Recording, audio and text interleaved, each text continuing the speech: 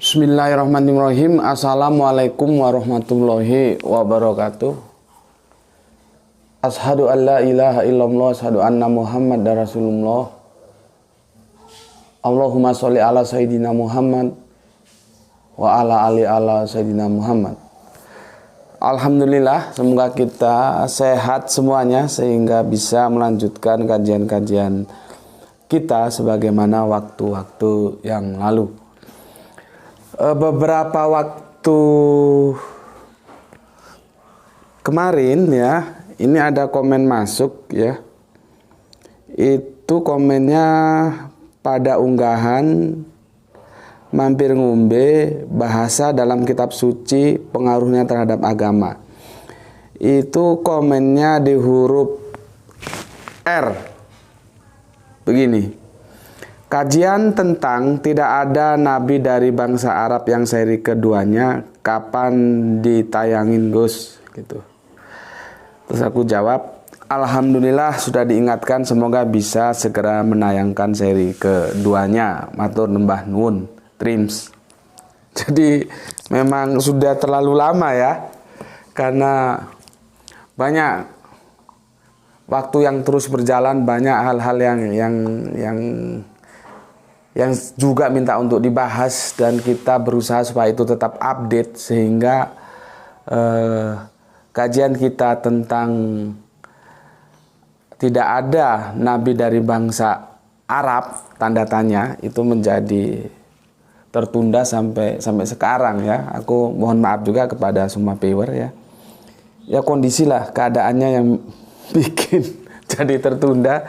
Dan alhamdulillah sudah diingatkan oleh Mas, ini Mas atau Mbak ini, Mas mungkin ini ya, Mas R ya.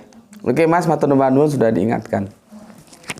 Insya Allah kita akan bahas ya kelanjutan dari tidak ada nabi dari bangsa Arab tanda tanya seri yang kedua. Tapi sebelum lanjutkan kajian itu di seri kedua, aku akan memberi sebuah pengantar dulu untuk mempermudah kalian memahami kajiannya ya, sebelum kita membahas seri keduanya ya. Ini sebuah pengantar, yaitu edisinya tetap mampir ngombe, kita kasih tajuk pembunuhan karakter nabi ya. Pembunuhan karakter nabi. Pembunuhan itu ada dua tipe ya. Tipe pembunuhan fisik, pembunuhan jiwa ya. Yaitu ya pembunuhan sebagaimana mestinya yang kita tahu. Sedangkan pembunuhan karakter itu bukan fisiknya, bukan jiwanya yang dibunuh, tapi adalah nama baiknya untuk tujuan tertentu. Kalau dalam perjanjian lama itu pembusukan gitu istilah yang sering digunakan ya. Jadi pembusukan nama baik itu kalau bahasa kita sekarang adalah pembunuhan karakter ya. Jadi pembunuhan itu ada dua, ada pembunuhan fisik dan ada pembunuhan karakter. Dan kali ini tajuk yang kita berikan adalah pembunuhan karakter nabi. Berikutnya, kalau kita berbicara tentang Abraham ya, yang dari Ur Kasdim itu sosok yang menjadi sahabat Allah ya, atau disebut juga bapak orang beriman, gelarnya bukan main ya. Kalau dalam perspektif Islam itu Khalilullah ya. Khalil itu lebih dekat daripada sahabat ya. Khalil, jadi levelnya itu mungkin kalau kita pakai bahasa sekarang teman ya, atau paling bawah kawan, teman, sahabat, Khalil gitulah ya. Kira-kira stratanya begitulah. Nah, Khalil itu dekat, yang amat dekat, disebut Khalilullah ya. Sorry, makhraj bahasa Arabiannya kurang pas ya gitu. Tapi semoga kalian paham lah ya. Karena di sini bukan bagus-bagusan makhraj. Oke. Sebetulnya siapa sih Bapak Abraham itu? Kita kadang-kadang lolos mengamatinya, ya. Karena apa? Karena sebuah keinginan untuk membunuh itu. Ya. Pembunuhan itu bisa terjadi secara natural, ya, tapi bisa terjadi secara desain. Kalau secara natural itu biasanya karena kebodohannya dia melakukan pembunuhan karakter. Tapi kalau by design itu karena dia punya tujuan. Kenapa harus melakukan pembunuhan itu? Jadi ada yang by design, ada yang natural. Kalau by design pasti ada tujuannya dia melakukan pembunuhan. Tapi kalau yang natural ya karena kebodohannya itu, karena wawasannya yang kurang, ya. Jadi dia melakukan pembunuhan karakter itu. Oke. Kita kembali ke Bapak Abraham. Ketika Bapak Abraham ke Mesir, ya. Sebelum aku menceritakan kepada kalian atau mengajak kalian berdiskusi tentang sebetulnya siapa sih Bapak Abraham ini, ya. Aku mau tanya dulu begini dah. Kira-kira kalau ada ya kawulo alit lah. Sebentar aku minum dulu. Bismillahirrahmanirrahim. Namanya mampir ngombe, jadi harus ngombe ini. Kopi pagi.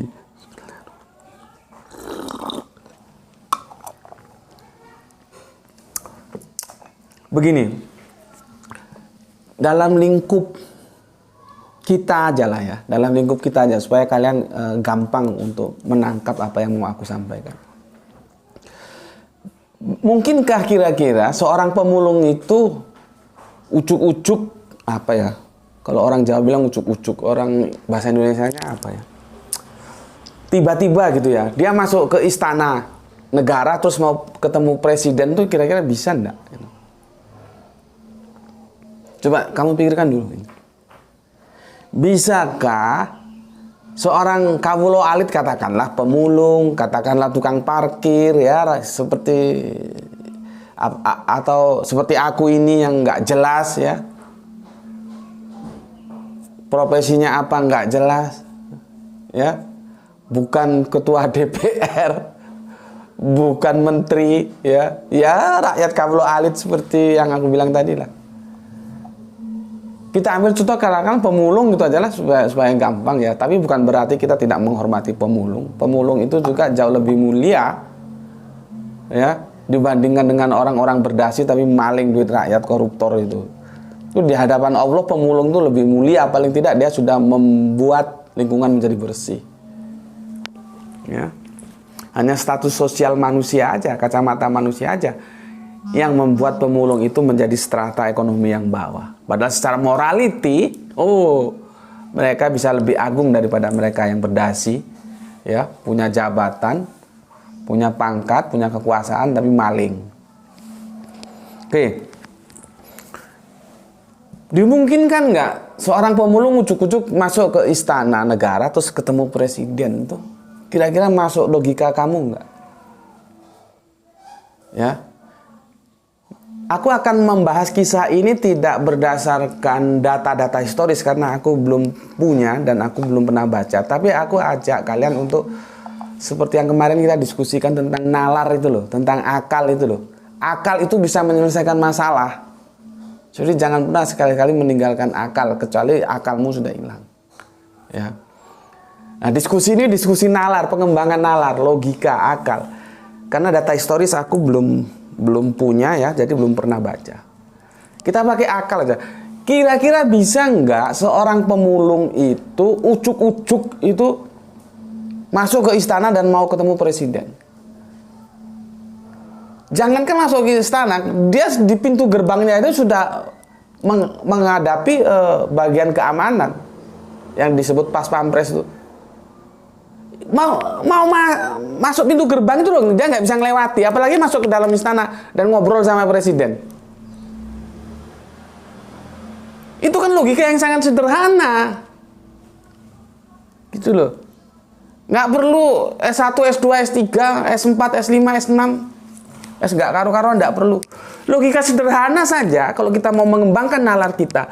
Nggak mungkin lah seseorang yang tidak punya strata apapun dalam status pemerintahan dan dia hanya kawulo alit, kebetulan dia pemulung, terus bisa ngobrol sama presiden itu. Nggak mungkin, Mas. Mau masuk istana, nggak mungkin. Di pintu gerbangnya sudah dicegat sama pas pampres. Udah keperluan apa? Mau perlu apa? Tujuannya apa? Disuruh siapa? Banyak apanya. Bisa-bisa satu hari diinterogasi, ujung-ujungnya nggak bisa ketemu. Itu pun kalau mau diinterogasi, kok langsung diusir. Ya, kalau langsung diusir, gimana? Tapi mungkin pernyataannya dibalik. Ya, bisa saja ketemu. Artinya ketemu itu atas dasar keinginan presiden ketemu dengan pemulung. Nah, kalau itu mungkin, ya, kalau itu mungkin. Tapi kalau inisiatif itu dari pemulung, itu enggak mungkin. Mau ngapain? Ya, jelas enggak mungkin. Tapi kalau inisiatif pertemuan itu dari presiden, dia mungkin. Cuma yang menjadi pertanyaan, kepentingannya apa? Apa mau bikin pencitraan karena mau nyalon lagi? Kan pemimpin-pemimpin kita ini kan paling apa ya, paling pandai bagaimana membangun pencitraan itu. Entah dia mau nyalon wali kota kok, nyalon bupati kok, nyalon apalah, ya, membuat citra yang paling baik sehingga dia bisa diterima sebagai pemimpin. Ya sah-sah saja. Silakan saja, orang nggak melanggar hukum kok orang membuat pencitraan itu. Yang salah itu kan yang mau dibodohi dengan pencitraan. Gitu. Karena orang membuat pencitraan itu hukumnya nggak ada, deliknya nggak ada. Gitu. Ya, artinya itu secara aturan main, ya boleh. Gitu. Oke, sekarang kita kembali. Bisa nggak seorang pemulung itu ketemu dengan presiden? Jawabnya tidak bisa. Kalau inisiatif itu dari pemulung. Kalau inisiatif dari presiden, itu bisa. Tapi apa perlunya? Kan menjadi janggal di sana. Jadi artinya, sebuah pribadi yang ketemu presiden itu mesti orang penting. Gitu. Gak mungkin kalau bukan orang penting bisa ketemu presiden, bisa ngobrol, bisa ngomong, itu gak mungkin. Siapapun presidennya dan dimanapun negaranya, mau presiden Indonesia, mau presiden Amerika, mau presiden mana lagi, nggak tahu di mana negara bentuk republik. Ya, pokoknya pemimpin lah, mau ketemu pemimpin itu kan nggak bisa. Pemimpin itu bisa presiden, bisa raja. Kalau di Inggris raja, bisa nggak? Rakyat kecil tiba-tiba ketemu raja atau ngobrol sama raja. Kan tidak bisa. Tuh. Oke. Selangkah aku sudah sampaikan, ya. Kesimpulannya tidak bisa seorang yang ada dalam strata rendah ngobrol, ketemu dengan seorang pemimpin, penguasa, entah itu raja, entah itu presiden, itu tidak bisa. Artinya yang diajak ngobrol, yang bertemu dengan raja, itulah orang-orang yang memang sekelas raja atau orang-orang penting. Levelnya itu match, setara, gitu loh. Ya, match levelnya. Intinya mereka sama orang penting ketemu orang penting gitu. Nggak ada ceritanya orang nggak penting ketemu dengan orang penting itu. Sepertinya sulit gitu ya. Oke, di sini udah paham ya. Kalau udah paham aku belanja selangkah lagi. Jadi satu langkah sudah, kita selangkah lagi. Di sini orang jarang mengupas siapa Bapak Abraham itu. Ya. Tapi kita tahu tercatat dalam Perjanjian Lama. Bapak Abraham ketemu Firaun. Mesir sana. Ya. Dan kita semua tahu Siapa Fir'aun itu? Fir'aun itu bukan sekedar raja, tapi dia king of the king. Raja di atas segala raja pada saat kejayaannya itu. Dari situ kita bisa tarik kesimpulan, ya, bahwa Fir'aun itu orang penting karena dia king of the king, raja di atas raja. Orang Jawa bilang omongannya itu geni, ludahnya itu ludah api. Itu geni.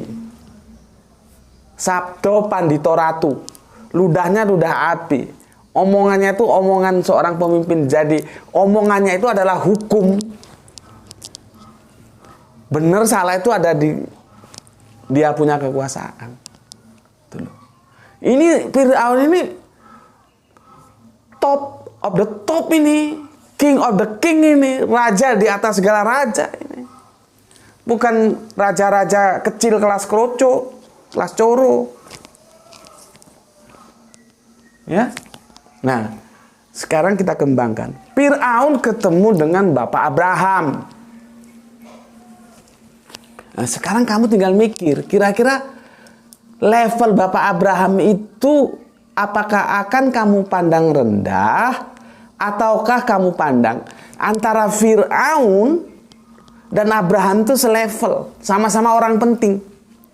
Karena aku udah bilang tadi, nggak mungkin ya orang yang tidak penting itu bisa ketemu dengan orang penting. Pemulung ketemu presiden tuh nggak mungkin, gitu loh. Nah, begitu juga aku bawa ke sini, nggak mungkin Bapak Abraham tuh orang sembarangan, karena dia bisa ketemu dengan Fir'aun yang ini bukan orang sembarangan. Ini kan nggak pernah didiskusikan di dalam pertemuan apapun. Ya, kita hanya berat sebelah kepada Fir'aun, dia seorang raja di Mesir, kekuasaannya yang luas gitu aja. Tapi kita nggak pernah berpikir, ketika raja ini ketemu dengan seseorang itu stratanya ada di mana? Dan seseorang itu adalah Bapak Abraham. Ketika Bapak Abraham bisa bertemu dengan Fir'aun, berarti mereka ini selevel, gitu loh. Sama-sama orang penting. Ngerti? Ya, ini dulu, masukkan dulu dalam otakmu. Bapak Abraham itu orang penting. Nggak mungkin kalau bukan orang penting, Fir'aun mau nemui. Orang dia punya cantrik, Perdana Menteri apapun, pengawalnya suruh nemui sana. Ataupun kalau nggak perlu suruh usir sana, suruh kembali sana ke Kanaan sana, gitu kan? Bismillahirrahmanirrahim. Ya, sekarang kita sudah bisa merujuk dari Fir'aun. Karena Fir'aun itu orang penting, maka Bapak Abraham pun orang penting, sehingga mereka berdua bisa bertemu. Ya, bisa. Ah, kalau kita ngomong ngopi bareng lah gitu.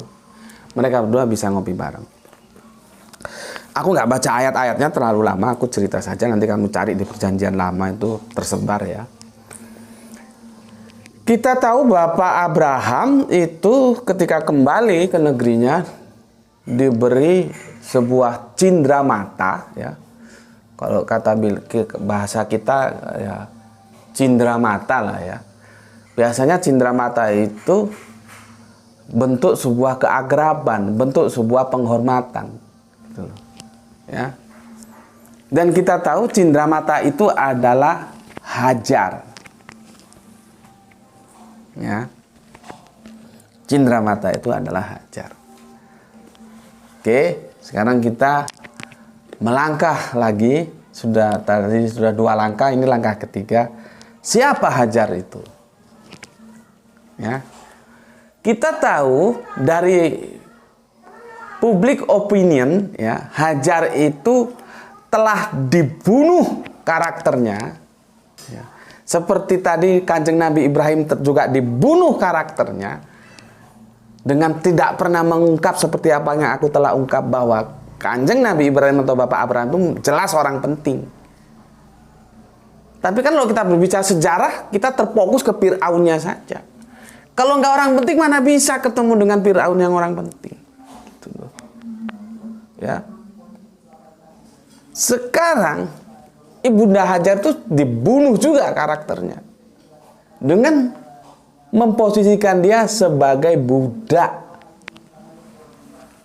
Itu loh, ya. Sekarang kalau kau belum tahu, aku kasih tahu. Ketika seorang pemimpin memberikan cindramata kepada pemimpin lainnya sebagai bentuk penghormatan, bentuk keakraban, itu jelas yang diberikan itu bukan sesuatu yang tidak berharga. Karena cindramata itu menjadi gambaran dari yang memberi. Gitu loh.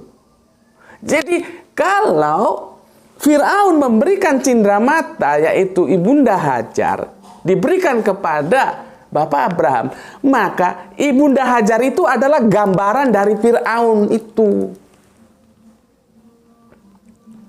Dia akan menjadi gambaran tentang siapa Firaun itu.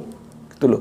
Firaun ini raja di raja, ini orang penting, nggak mungkin ya seperti apa yang opini publik sampaikan bahwa ini budak, nggak mungkin.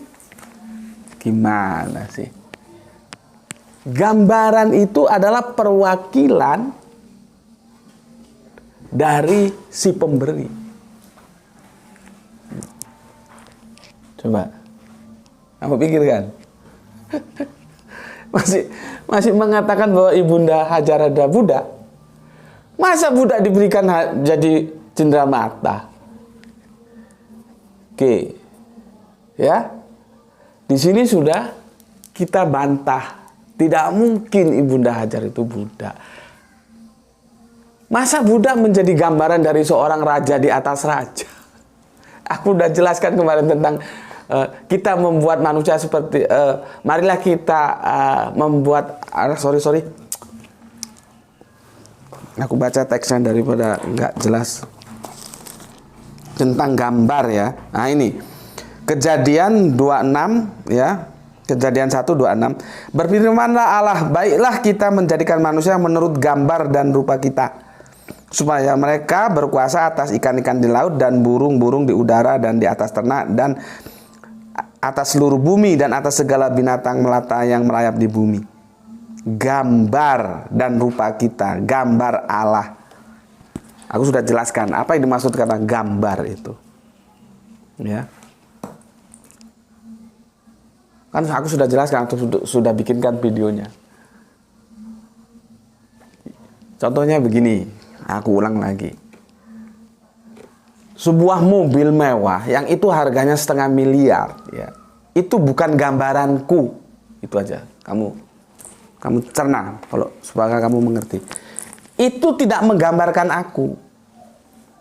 Tapi kalau sepeda motor yang harganya ya 1.500.000, 2 juta yang umurnya sudah habis, yang STNK-nya sudah mati berapa tahun, nggak jelas, yang diparkir di jalan nggak ada orang mau ambil, nah itu gambaranku. Artinya apa? Gambaran itu mewakili dari yang digambarkan. Gitu loh. Ya.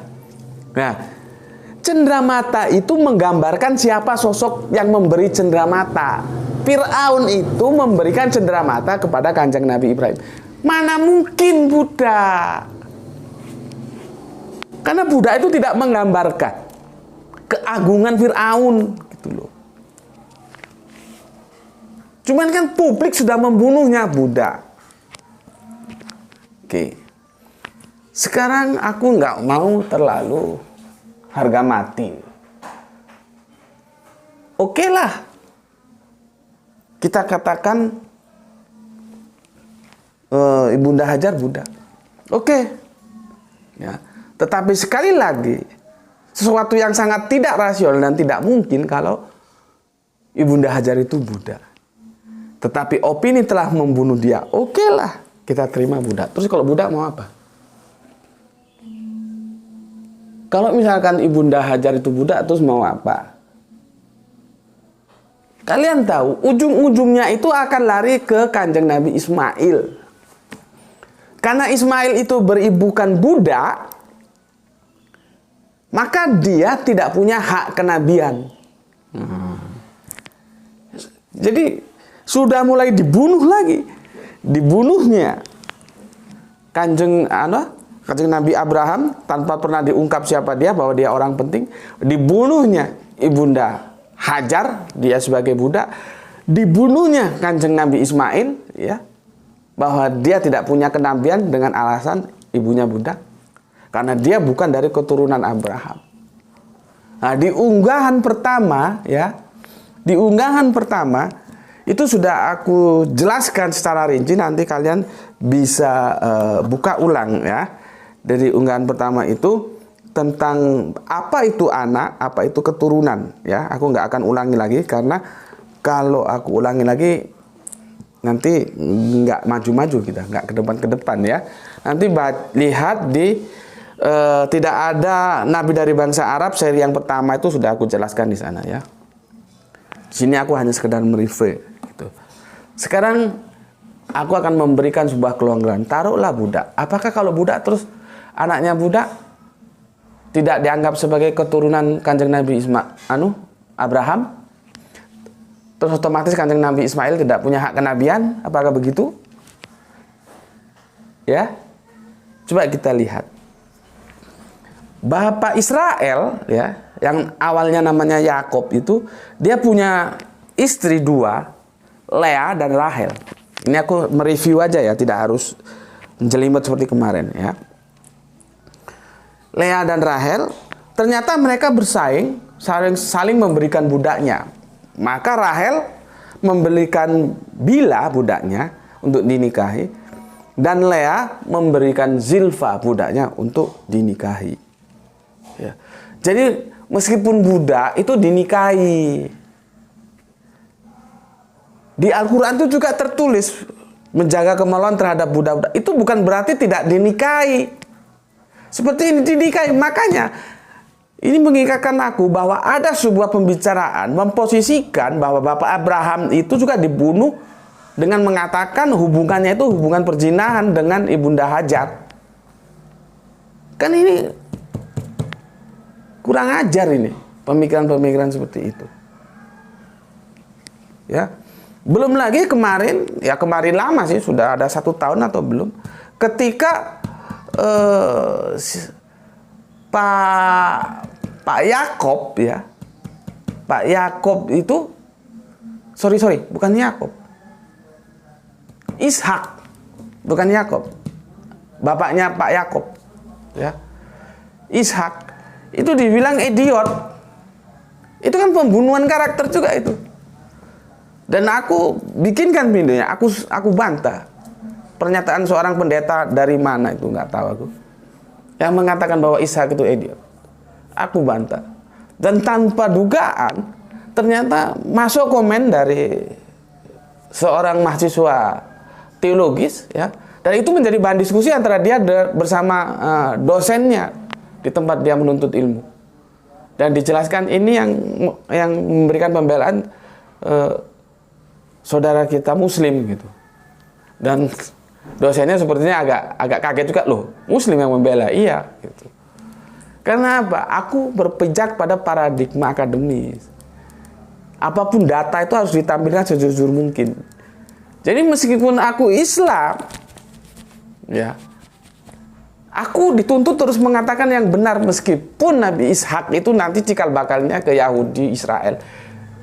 Kami juga menghormati Nabi Ishak. Gak mungkin dalam pandangan kami Nabi Ishak itu idiot. Gimana sih? Ada Nabi kok idiot? Nabi itu syaratnya adalah, ya, dia harus memenuhi syarat sidik itu dapat dipercaya, ya. Amanah itu juga sidik arti itu benar, jujur. Amanah dapat dipercaya. Tablik itu menyampaikan. Fatona, fatona ini cerdas. Nabi itu harus cerdas. Masa Nabi idiot itu kira pendeta lolak-lolok gitu loh, ya. Makanya aku juga harus mendeklar, memberikan pembelaan. Dan mereka dosennya kaget, loh, ini orang Islam yang benar-benar. Iya, gitu. Ya, jadi aku harus bicara jujur, gitu, ya. salah satu syarat berbicara dalam dunia akademis itu harus jujur. Jadi bukan karena aku Islam terus biarin aja dibilangin idiot, toh itu nabinya orang Israel, nabinya orang Yahudi. Enggak boleh begitu. Karena kami juga harus menghormati semua nabi. Termasuk Kanjeng Nabi Isa gitu. Ya. Oke. Sekarang kita lanjut. Ternyata Zilfa ya, itu budak yang dari Lea ya. Begitu juga Bilha, budak yang dari Rahel. Mereka sama-sama memberikan anak masing-masing 2. Jadi 4. 4 dari ibu yang budak itu tetap diakui sebagai keturunan. Karena tanpa yang 4 ini Israel itu cuman punya 8. 6 dari Lea ya, 2 dari Rahel yang ibunya bukan budak. Tapi kan nyatanya yang disebut Israel itu kan 12. Nah kalau tanpa anak dari budak Silpa dan Bilha dihitung, itu cuma 8. Gitu loh. Ini sebagai bukti bahwa keturunan itu tidak dihitung dari mamanya budak atau bukan budak. Meskipun mamanya budak seperti Zilpa dan Bilha, anaknya tetap dianggap turunan Yakob. Maka dianggap sebagai famili Yakob. Cuma nanti Dina itu tidak ya. Dina itu dari ibu Lea itu tidak dianggap keturunan, maka dia tidak ada 13 suku Israel itu tidak ada. Yang ada 12 suku Israel. Kenapa? Dina itu perempuan. Dari sini kita bisa menarik kesimpulan bahwa keturunan itu dihitung dari genetika, yaitu dia kelaminnya laki atau perempuan, bukan dari mamanya budak atau bukan budak. Sehingga kalaupun Ibunda Hajar itu dianggap budak, tetap aja Kanjeng Nabi Ismail itu adalah dianggap keturunan dari Abraham karena dia laki-laki. Ya, dan itu jelas kalau kalian baca di Perjanjian Lama. Dina itu tidak dianggap keturunan Israel karena dia perempuan. Tuh, ya. Oke. Pembunuhannya kita lanjutkan lagi. Itu pembunuhan yang dari luar Islam, ya. Pembunuhannya seperti itu, dari luar Islam. Sekarang dari internal Khasanah Islam ada nggak pembunuhan itu? Ya. Seperti tadi aku bilang, pembunuhan itu bisa terjadi secara natural, artinya karena kebodohan saja dia menerima sejarah itu secara mentah-mentah, atau karena dia punya tujuan. Itu berarti dia by design, ya, untuk membunuh karakter. Yang kita bicarakan sekarang adalah nabi, ya. Kita cari titik temu sekarang tentang korban. Ya. Siapa yang dikorbankan? Ya. Ini juga polemiknya sampai detik ini masih terjadi. Antara Ishak dan Ismail. Meskipun faktanya sama-sama nggak ada yang dikorbankan. Karena diganti oleh kambing, oleh wedhus. Sampai sebegitunya, karena karakter Ismail ini mau dibunuh terus. Ya. Setelah itu timbul lagi ya istilah anak perjanjian. Oh, yang dijanjikan itu Ishak, Ismail tidak. Pertanyaanku, janjinya apa? Coba jawab. Bunyi perjanjiannya apa? Apakah ada perjanjian Ishak adalah keturunan dari Abraham sedangkan Ismail tidak, sehingga Ishak punya hak kenabian, Ismail tidak punya hak kenabian? Apa begitu bunyi perjanjiannya? Jadi istilah-istilah anak perjanjian itu adalah sebuah apologi yang memang dibangun untuk membunuh karakter Kanjeng Nabi Ismail, ya.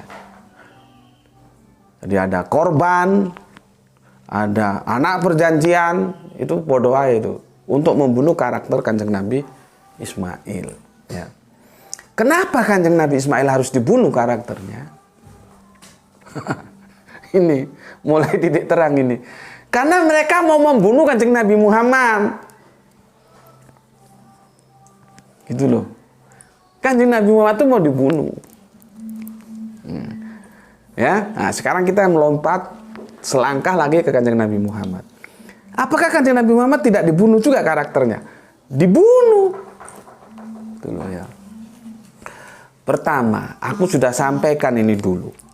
Bagaimana kita dari kecil sampai sudah tua masih percaya saja bahwa Ibunda Halimatus Sa'diyah yang turun dari gunung, ya, kelompok Bani Sa'ad mencari anak susu, dan setelah mereka berkeliling di kota Mekah mencari anak susu, Kanjeng Nabi Muhammad yang masih bayi ini menjadi anak susu yang tertolak.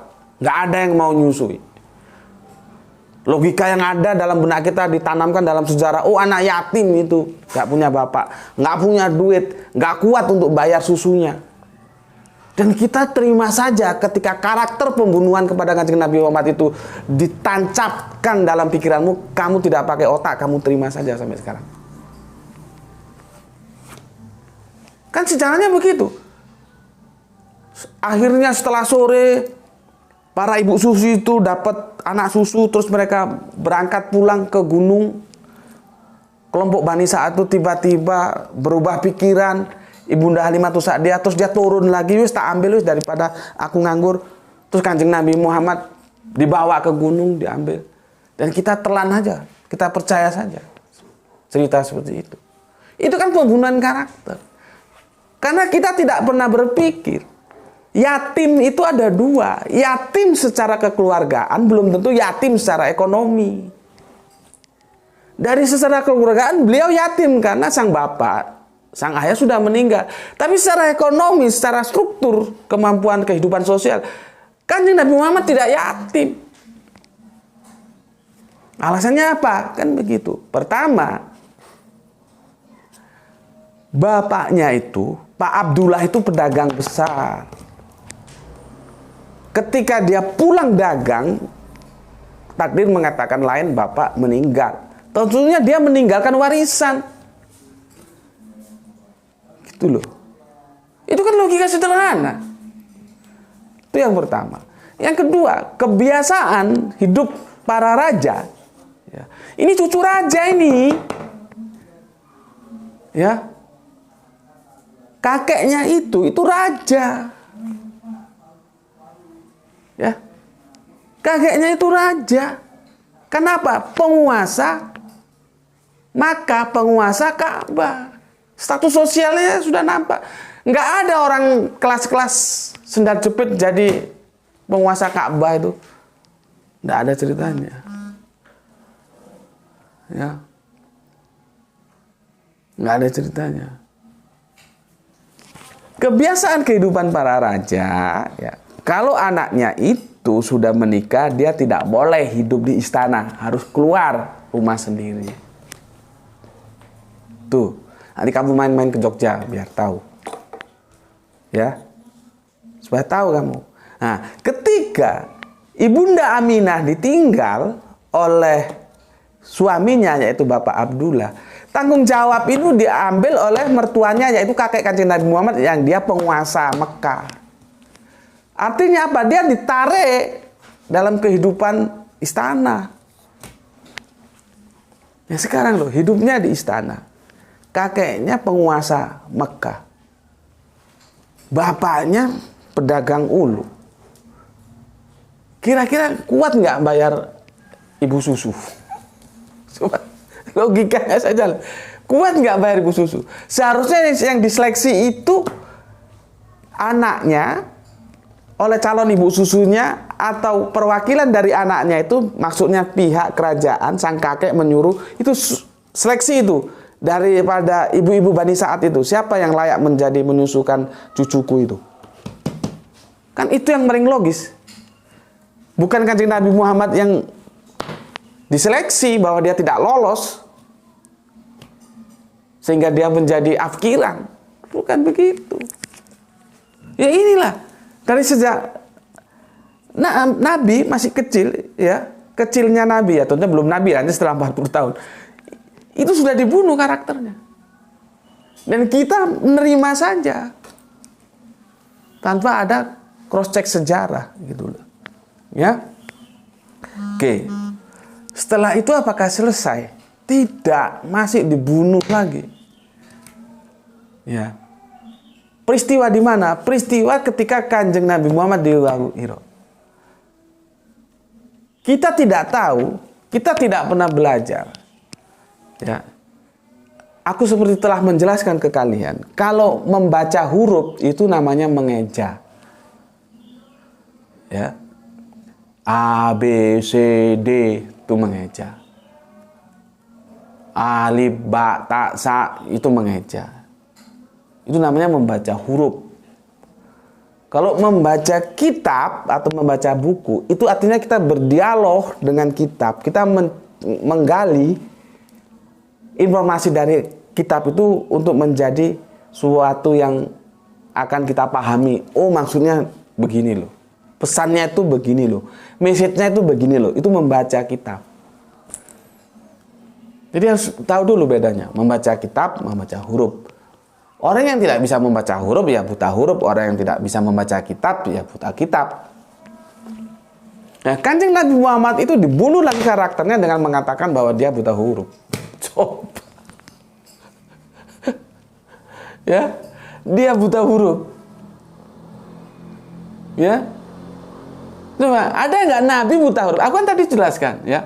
Sidik, tablik, amanah, patona. Patona cerdas. Seperti tadi.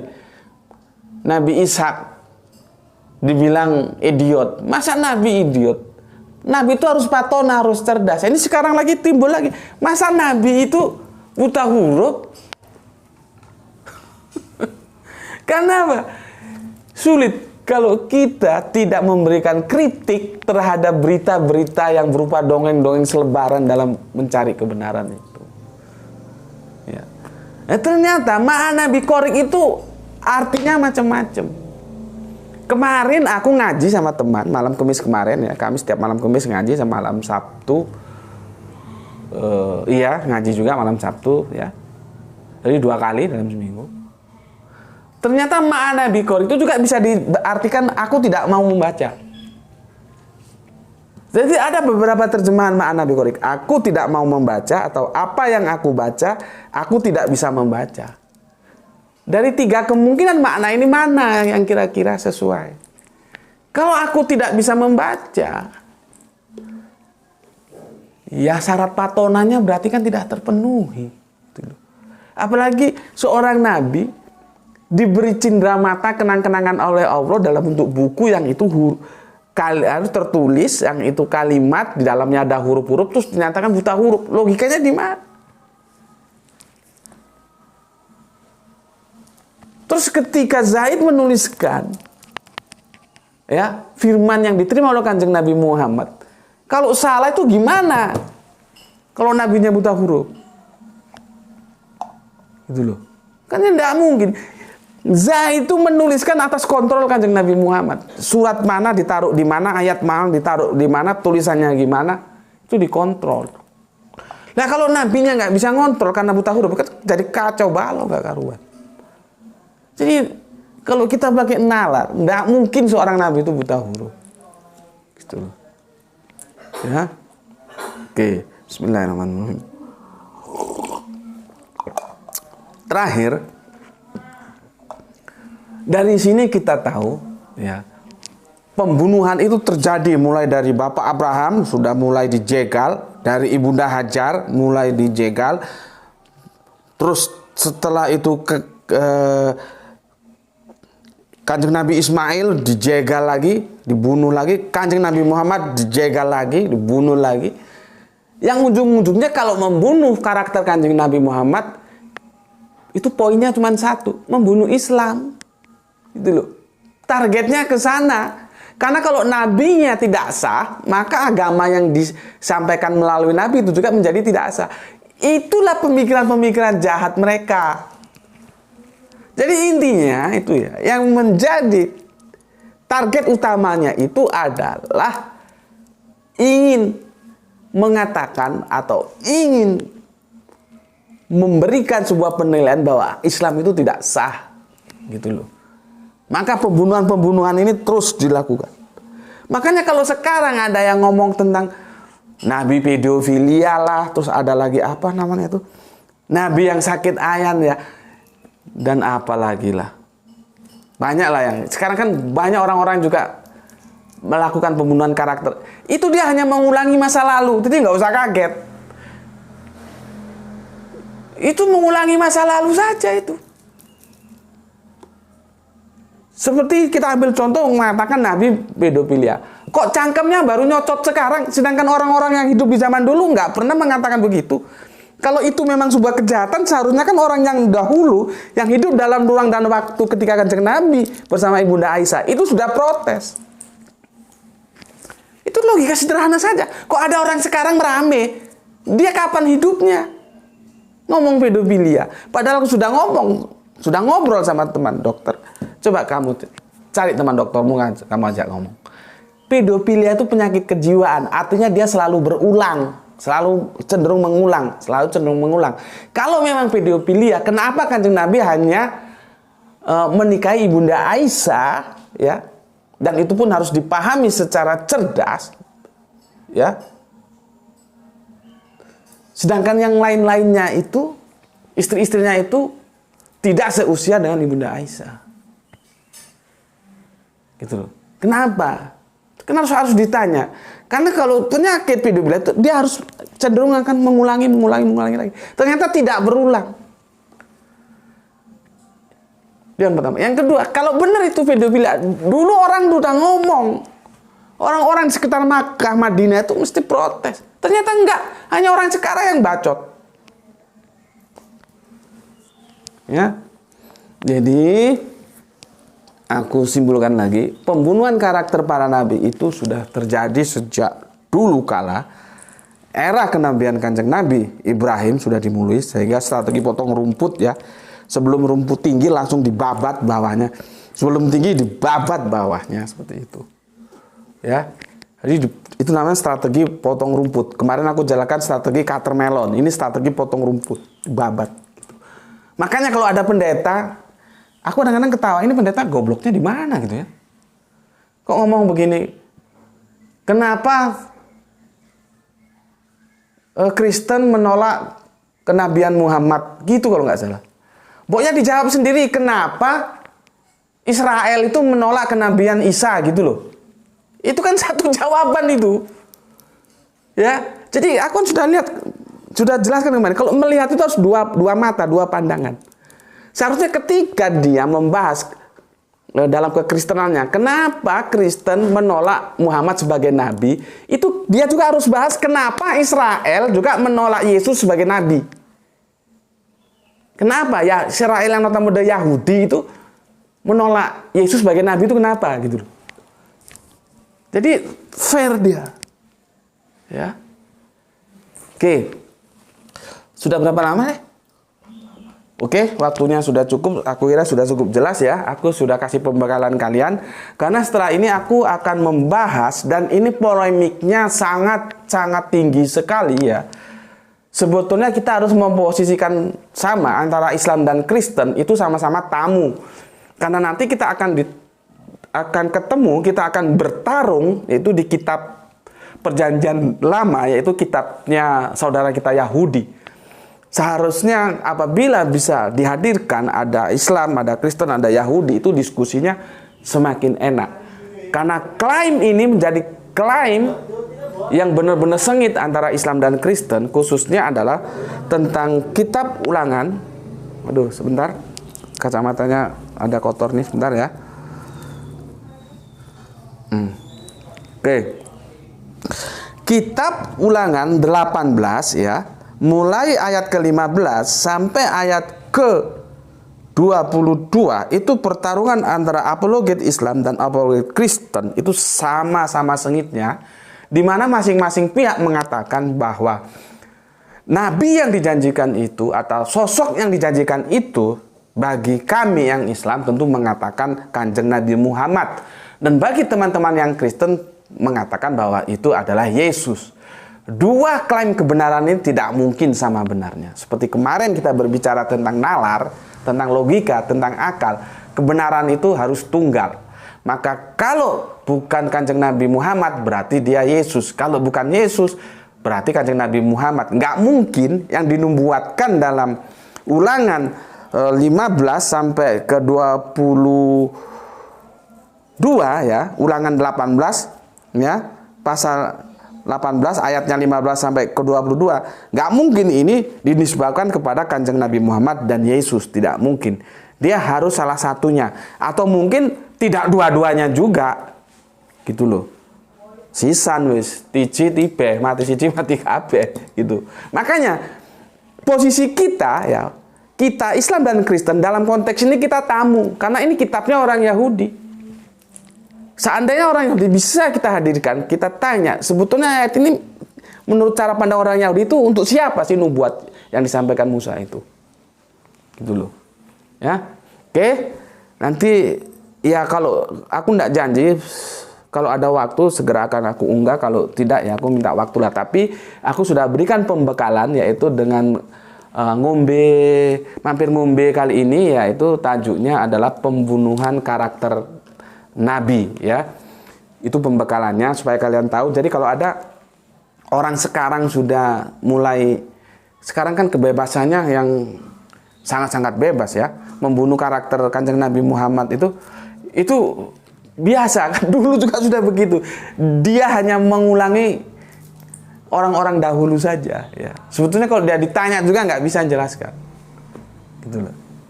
Ya. Jadi nggak usah kaget, hadapi saja dan berikan penjelasan bahwa tidak benar apa yang mereka maksud. Ya. Itu dari aku. Semoga kita bisa ketemu nanti dalam seri kedua Nabi dari bangsa Arab ya, yang akan kita bahas berikutnya ya. Tidak ada nabi dari bangsa Arab, tanda tanya ya. Kita masuk ke seri kedua. Itu dari aku. Assalamualaikum warahmatullahi wabarakatuh.